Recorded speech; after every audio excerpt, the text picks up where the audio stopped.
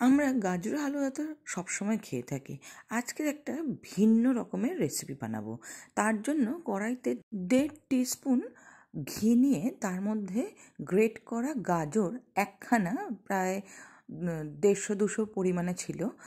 গাজরটাকে দিয়ে এবার এটাকে নাড়াচাড়া করব একটু ভাজা ভাজা করে নেওয়ার জন্য। আমি কিন্তু এটা বেশি হাই ফ্লেমে করছি না, আমি মিডিয়াম টু লো ফ্লেমে এটাকে ভেজে নেব। যতক্ষণ ভাজা হচ্ছে তারই মাঝখানে তোমাদের কাছে অনুরোধ রাখলাম, আমার ভিডিওগুলো যদি ভালো লাগে অবশ্যই লাইক, শেয়ার, সাবস্ক্রাইব করো, আর জানিও কেমন লাগছে কমেন্ট করে।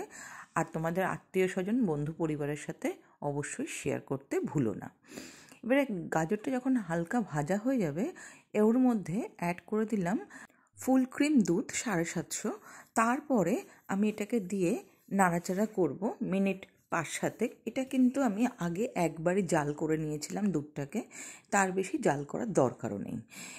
যা একবার দেওয়ার পরে আমি এটার মধ্যে অল্প একটু গোবিন্দভোগ চাল অ্যাড করে দিলাম। এখানে 3 টেবিল স্পুন গোবিন্দভোগ চাল নিয়েছিলাম, ওটাকে অ্যাড করে দিয়ে এবারে আমি এটা হতে দেব চালটা সেদ্ধ হওয়া পর্যন্ত। দেখো চালটা কিন্তু এখনও সেদ্ধ হয়নি, যার জন্য আমি আবারও এটাকে নাড়াচাড়া করছি যাতে লেগে না যায়। আর পাশ থেকে যে শর্টটা পড়ছে সেটাকে স্ক্র্যাপ করে এটার মধ্যে মিশিয়ে দিচ্ছি। এবারে আমি একটা ব্লেন্ডার জারের মধ্যে 4খানা বড় পরিমাণে কাজু আর 25 গ্রাম খোয়া ক্ষীর নিয়েছি, নিয়ে এটাকে খুব ভালো করে ব্লেন্ড করে নেব। এবারে দেখো চালটা কিন্তু সেদ্ধ হয়ে গেছে।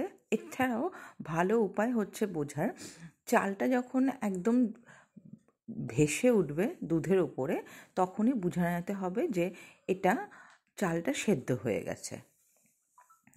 এবারে আমি যখন চাল সেদ্ধ হয়ে গেছে তখন আমি এর মধ্যে স্বাদ মতন চিনি অ্যাড করলাম। আমি কিন্তু পায়েসে খুব বেশি চিনি পছন্দ করি না, সেই জন্য আমি এখানে 4 থেকে 5 টিস্পুন চিনি দিলাম।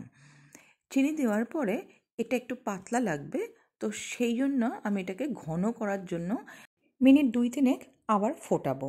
ফোটানোর পরে এর মধ্যে আগে থেকে তৈরি করে রাখা কাজু আর খোয়ার পেস্টটাকে দিয়ে দিলাম, দিয়ে আবারও খুব ভালো করে কিন্তু মেশাতে থাকবো যাতে করে নিচে তলানি না লেগে যায়।